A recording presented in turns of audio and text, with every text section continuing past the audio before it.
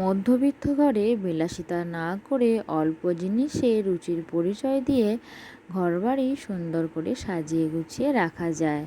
রাধে রাধে বন্ধুরা, তোমরা সবাই কেমন আছো? আশা করছি তোমরা সবাই ভীষণ ভালো আছো। আমরাও কিন্তু বেশ ভালো আছি। আজ হচ্ছে মঙ্গলবার। তোমাদের সবাইকে সাথে নিয়ে আজকের ব্লগটা শুরু করছি। সাথে থেকেও আশা করছি আজকের ব্লগটাও তোমাদের বেশ ভালো লাগবে। তো সকালবেলায় না আজকের ব্লগটা এই রুমটা থেকেই আরম্ভ করলাম। তো প্রথমেই ছেলেকে যখন রেডি করে দিয়ে খাইয়ে দিয়ে না নিচে খেলতে বসিয়ে দিয়েছি। ও দিদি পড়ছে আর ছেলে খেলা করছে। তো আমি এদিকে জানলাটা দিয়ে যে গাছগুলো বসিয়েছিলাম সেগুলোতে জল দিয়ে দিলাম। তো তারপর কি বলো তো, জানলাগুলো বন্ধ করে দিলাম। বন্ধ করে দিয়ে না এদিকে জানলাটাও পরিষ্কার করে ধুয়ে নিচে এসে এইদিকে দেখো ছেলের যে খাবার রাখি সে জায়গাটা ছিল সেটার না খুব ধুলো পড়েছিল। তো রোজকার মুছি, তো তবুও কি বলো তো, ঝাড় দিলে না ধুলোগুলো এতে পড়ে। তো দেখো এদিকে আমি বাগাতে বাগাতে কারেন্ট চলে গেল। তো কি আর করা যায়। তো এদিকে যে ইনভার্টারের লাইটের পয়েন্টটা ছিল সেটা জ্বলছে, কিন্তু সেদিকটা না এদিকটা বেশ অন্ধকার লাগে। তো যাই হোক, ছেলের ওই বাস্কেটটা আর এই খাবারের জায়গাটা পরিষ্কার করে নিতে নিতেই এদিকে আবার কারেন্ট চলে এলো। তো যাই হোক, ভাবলাম এদিকে তাকটা একটু অগোছালো হয়ে গেছে, তো ভালোভাবে গুছিয়ে পরিষ্কার করে একটু সাজিয়ে দিই।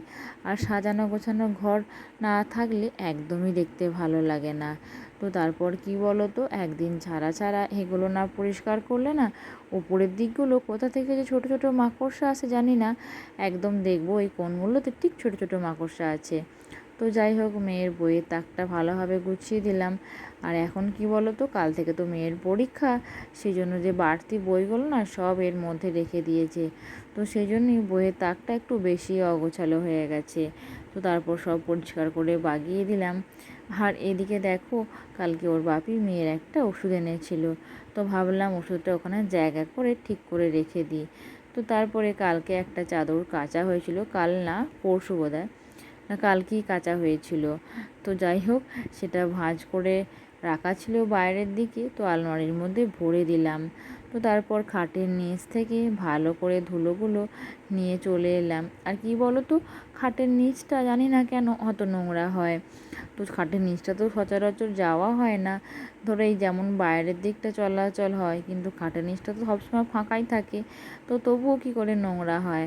তো যাই হোক, আমার রুমটা পরিষ্কার করে বাগিয়ে ঝাড় দিয়ে চলে এলাম। তো মেয়ে দেখো এই রুমে পড়ছে। তো ঘরটা তো পরিষ্কার করছিলাম, তো মেয়েকে বললাম এই রুমটার মধ্যে পড়াশোনাটা তুমি করে নাও। তো তারপরে এই রুমের বিছানাটা না বাগিয়ে দিয়েছিলাম। আর ছেলে এদিকে ওর ঠাম্মির কাছে। তো তারপর কি বলো তো, আমি এই কাজগুলো সেরে নিয়ে তারপরে আর কি ছেলেকে খাইয়ে ঘুম পাড়াবো। তো সেই জন্যই আর কি একে একে কাজগুলো সেরে নিচ্ছি। আর কি বলো তো বন্ধুরা, ছেলেকে ঘুম পাড়ানোর আর কতই সংসারের কাজ হয় বলো। তো এত বড় বাড়ি ঘর পরিষ্কার পরিচ্ছন্ন রাখা, জলখাবার বানানো, তারপর ছেলের খাবার বানানো, মেয়েকে খেতে দেওয়া, তো আরও আছে কাজ, তার জন্য নয়। আর কি বলো তো, সব সময় তো সব কাজে ক্যামেরা নিয়ে ঘোরা যায় না। তো যেটুকু তোমাদের সঙ্গে শেয়ার করি তার বাইরেও অনেক কাজই থাকে। তো যাই হোক, আমি কি করি বলো তো, মানে ছেলেকে ঘুম পাড়ানোর আগে চেষ্টা করি কিছুটা কাজ সেরে নেওয়ার। তো এদিকে দেখো, ছেলেকে ঘুম পাড়ানোর আগেই আমার আজকে ঝাঁটপাটটা দেওয়া হয়ে গেল। তাহলে ছেলেকে ঘুম পাড়িয়ে দিয়ে আমি সব রুমগুলো মুছতে পারবো। তো তারপর জলখাবার বানানো আছে। তো এদিকে আমার সব রুমগুলো, সিঁড়ি আর ডাইনিংটা পরিষ্কার করে ঝাঁট দেওয়া হয়ে গেল। তো তারপর সিঁড়ির তলা থেকেও নোংরাগুলো ভালো করে পরিষ্কার করে ঝাঁট দিয়ে বাইরের দিকে বার করে নিচ্ছি। আর আজকে না সকাল থেকে ওয়েদারটা বেশ ছিল, কিন্তু গরমও বেশ রেখেছে। তো বৃষ্টির জন্য না এ কদিন গরমটা ঠিক মতো বোঝা যায়নি। আর এ কদিন কী বলো তো, বৃষ্টি হচ্ছে বিকালের দিকে। তো কালকে বিকালের দিকেও না হালকা বৃষ্টি হয়েছিল। আর আজকে দেখো কেমন আকাশটা সকাল থেকেই মেঘলা মেঘলা। তো যাই হোক, বৃষ্টি হয়নি, বেলার দিকে একটু একটু রোদ উঠেছিল। তো যাই হোক, এইদিকে আমি গ্যাসের ওভেনটা পরিষ্কার করে মুছে নিচ্ছি। কালকে রাতের দিকে না বেগনে হয়েছিল। আর কি দেখবে, বেগনে করার সময় বেসনটা যদি একটু পাতলা হয়ে যায় ঠিক ওভেনের উপর পড়ে যাবে। তো যাই হোক পরিষ্কার করে মুছে দিয়ে আমি এদিকে জলখাবার বসিয়ে দিয়েছি। তো ওইদিকে আমি কুকারের মধ্যে মটর কলাই আর আলুটা সেদ্ধ করে ঢেলে রেখেছি। আর কলাইটা না কালকে রাতেই ভিজিয়ে রেখেছিলাম। তো কলাইটা কালকে রাতে ভিজিয়ে রাখলে কী বলো তো, টপ করে সকালবেলা সেদ্ধ হয়ে যায়। তো এদিকে কড়াইয়ের মধ্যে দেখো টমেটোটা দিয়ে দিয়েছি তেলের উপরে আর কি। তো টমেটোর ওপরে নুন আর হলুদ দিয়ে দিলাম, আর এই যে আদাটা শুকনো করে গুঁড়িয়ে রেখেছিলাম একটু দিয়ে দিলাম। তো এই আদাটা গুঁড়ো করে রাখার জন্য আমার রান্না খুব চটজলদি হচ্ছে। তো কোনো রকম মশলা বাটা ছাড়াই কিন্তু বেশ ভালো টেস্টি রান্না হচ্ছে। তো যাই হোক দেখো টমেটোটা বেশ গলা গলা করে ভেজে নিলাম। আর টমেটোটা নুন দিয়ে দিলে খুব তাড়াতাড়ি গলে যায়। তো তারপর মশলাটা ভালো করে কষানো হয়ে গেলে এর উপরে সেদ্ধ করে রাখা কলাই আর আলু দিয়ে দিলাম। তো তারপর একটু খানিকটা নাড়াচাড়া করার পর মশলাটা ভালো করে মিশে যাবে। তো তারপরে না জলটা দিয়ে দিলাম। আর কি বলো তো, আমাদের বাড়িতে যাই হোক একটু বেশি পরিমাণেই হয় আর কি। তো এর মধ্যে দেখো আমার এক কড়াই ঘুগনি কিন্তু রেডি হয়ে গেল। আর এদিকে না আলুগুলো একটু করে গেলে দিলাম। তো আলুগুলো না একটু করে গেলে দিলে বেশ মাখো মাখো ভাব হয়, আর খেতেও না বেশ সুস্বাদু হয়। তো যাই হোক আমার এদিকে ঘুগনি করা তো রেডি হয়ে গেল। আর এদিকে শসা পেঁয়াজ আর লেবু কেটে নিয়েছি। তো যখনই ঘুগনি বানাই এভাবেই আর কি খাই। তো এভাবে খেতে না বেশ ভালো লাগে। তো দেখো আমার এদিকে মেয়ের আর আমার মুড়ি বেড়ে নিয়েছিলাম, আর এদিকে দুজনে খেতেও বসে পড়েছিলাম। আর কি বলো তো, সারাদিনের মধ্যে মেয়ে আর আমি বেশিরভাগ সময় একসাথে খাই। তো এটা আমাদের অভ্যাস। আর কি বলো তো, সময়েরও একটা ব্যাপার। তো মেয়ের খাওয়ার পরই আর কি আমি খাই, তো সেই জন্য ওর যখন বাড়ি তো আমারটাও বেড়ে নিই আর কি। তো মেয়ে যখন স্কুল যায়, যখন স্কুলে আর কি ভারী টিফিন দিয়ে দিই, তো তখন কী করি বলো তো, মেয়ে আসার আগেই খেয়ে নিই। তো ও তো স্কুল থেকে এসে আর খায় না। আর যেদিন ধরো হালকা টিফিন নিয়ে যায়, তো সেদিনকে কী করি, মেয়ে স্কুল থেকে আসার পর তখনই আমি খাই। তো যাই হোক এদিকে আমার খাওয়ার বাসনগুলো ধুয়ে নিচ্ছি। আর ছেলেকে ঘুম পাড়ানোর আগে যে খাবারটা খাইয়েছিলাম সেই খাবারের বাসনগুলোও ছিল, তো সব পরিষ্কার করে মেজে ধুয়ে নিলাম। আর কি বলো তো বন্ধুরা, এই খাওয়ার পর যদি বাসনগুলো না ধোয়া হয়, যদি রেখে দেওয়া হয় না, একদম ভালো লাগে না। তো মনে হয় একের পর এক স্টেপ বাই স্টেপ কাজগুলো সেরে নিই, তো তাহলে আমার না বেশ সুবিধা হয়। তো এদিকে কিন্তু ছেলে এখনও ঘুমাচ্ছে, তো সেই জন্য একটু তাড়াতাড়ি আছে। তো ছেলে ঘুমালে না আমাকে বেশ তাড়াতাড়ি কাজ করতে হয়। তো না হলে তো আবার ছেলে উঠে গেলে আর কোনো কাজই হবে না আমার। তো এখন না বেশ বেলা হয়েছে, ওই 10:30টার মতো বাজবে। তো এরপর কি বলো তো, আমি স্নান টান সেরে নিলাম। তো একদম চলে এসেছি ঠাকুর ঘরে। তো ঠাকুর ঘরে আমাদের গোপাল সোনাকে আজকে নিবেদন করা হয়েছে আম, আপেল, কলা আর মিষ্টি। তো এইসবই আজকে নিবেদন করা হয়েছে।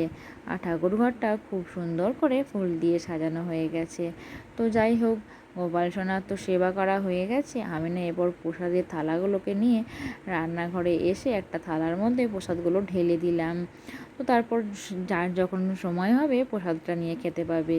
তো তারপর দেখো আমি চলে এসেছি একদম ছাদে। ছাদে তো জামা কাপড়গুলো মেলতেই হবে। তো সকালের যে কাঁথাগুলো মেলা হয়েছিল ছেলের, সেগুলো না একটু উল্টে দিলাম। কি বলো তো, খুব একটা ভালো রোদ নেই, তো সেই জন্য না এক পিঠটা শুকিয়েছে আর এক পিঠটা একটু এখনও ভিজে আছে। তো তারপর উল্টে দিয়ে ক্লিপ দিয়ে এঁটে দিলাম। তো ছাদে কিন্তু বেশ ভালোই হাওয়া দিচ্ছে। তো তারপর কি বলো তো, কাপড়টা তুলে না ভাবলাম ওর মধ্যে যেগুলো শুকিয়েছে সেগুলো সব ভরে নিয়ে নিচে যাব। তো আমার তো কাপড়টা শুধু শুধুই মেলা হলো, কিচ্ছু শুকায়নি। তো তাহলে আর কি করব। তো সেই জন্য কাপড়টা আবার তুলে রাখলাম। তারপর যে বাদবাকি ভিজে জামা কাপড়গুলো ছিল সেগুলো সব মিলে দিচ্ছি। আর জানো তো, এই তো কালকেই বিছানা চাদরটা কাচা হলো। আবার না ছেলে কি করেছে, আজকে আবার হিসু করে দিয়েছে। করলাম, স্নান করার আগে বিছানার চাদরটা তুলে কেচে নিলাম এবং বিছানাটা না একটু উঠোনে রোদে দিয়ে দিয়েছি। তো তারপর কি বলো তো, এই ছেলের জন্য একদিন ছাড়া ছাড়াই না বিছানার চাদর ময়লা না হলেও কাচতে হয়। তো এদিকে দেখো চাদরটা ভালো করে মিলে দিলাম। তো বেশ রোদ আছে, তো শুকিয়ে যাবে। তো এদিকে বড়মা রান্না বসিয়ে দিয়েছে। তো আজকে ভাবলাম বড়মা যে কোনো একটা রান্না তোমাদের সঙ্গে শেয়ার করে নিই। আর জানো তো বন্ধুরা, বড়মা না বেশ খুব সুন্দর টেস্টি টেস্টি রান্না করে। তো বেশ খেতে টেস্ট হয়। আর কি বলো তো, বড় মা তো অনেক দিন ধরেই রান্না করছে, অভিজ্ঞতাও অনেক অনেক বেশি। তো এখন কিন্তু বড় মা রান্না করছিল বেগুন বড়ি কচু আলুর তরকারি। তো এটা কিন্তু খেতে বেশ ভালো লাগে। তো প্রথমেই দেখো বেগুনটা আর বড়িটা ভেজে তুলে রেখেছিল, আর কচু আর আলু সেদ্ধ করে রেখেছিল। তো তারপর মশলা দিয়ে ভালো করে কষিয়ে এখানে জল দিয়ে দিয়েছিল। তো যাই হোক, আজকে না ভাবলাম তোমাদের সঙ্গে দিশানি দিদিভাইয়ের কমেন্টটা শেয়ার করে নিই। আর জানো তো বন্ধুরা, যখন থেকে আমি ভিডিও করছি, দিশানি দিদিভাই যবে থেকে আমার বন্ধু হয়েছে, প্রতিদিনই না দিশানি দিদিভাই আমার ভিডিও দেখে এবং আমাকে সুন্দর সুন্দর কমেন্ট করে। তো যাই হোক, দিশানি দিদিভাইয়ের কমেন্টটা পড়ে নিই। তো দিশানি দিদিভাই কমেন্ট করেছেন, তোমার ভিডিওটা খুব খুব ভালো হয়েছে।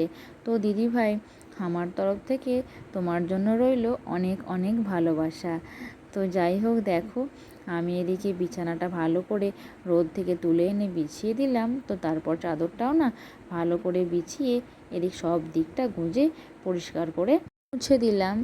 তো আজকে সকালেই না ওর বাবা বাজার গিয়েছিল, তো সেখান থেকেই না ইলিশ মাছ এনেছে। আর মা দেখো ইলিশ মাছটা বাছতেও বসে পড়েছে। তো ইলিশ মাছটা কিন্তু আজকে আর রান্না হবে না, ওটা কালকে রান্না হবে। যাই হোক, দেখো এখন কিন্তু সন্ধে হয়ে গেছে, আর বড় মা এদিকে গোপাল সোনাদের সন্ধেবেলায় মিহিদানা ভোগ নিবেদন করছে। তো ওটাও ওর বাপি বাজার থেকে এনেছিল আর কি, আলাদা করে। তো এরপর সন্ধে দেখানোও হয়ে গেছে। তো সন্ধে দেখানোর পরই না গোপাল সোনাদের ভোগ নিবেদন করা হয়। আর এমনি অন্য দিন আমাদের গোপাল সোনাকে নাড়ু বা অন্য কোনো মিষ্টি নিবেদন করা হয়। তো আজকে মিহিদানাই নিবেদন করা হয়েছে। তো যাই হোক, দেখো আমার ছেলে এদিকে এখানে হাত তুলে হরিবোল করছে। তো ওরা দুই ভাই বোন না এভাবে হরিবোল করে খেলা করছে। তো যাই হোক বন্ধুরা, আমার আজকের ভিডিওটা এখানেই শেষ করলাম। আবার দেখা হবে নেক্সট ভিডিওতে। রাধে রাধে।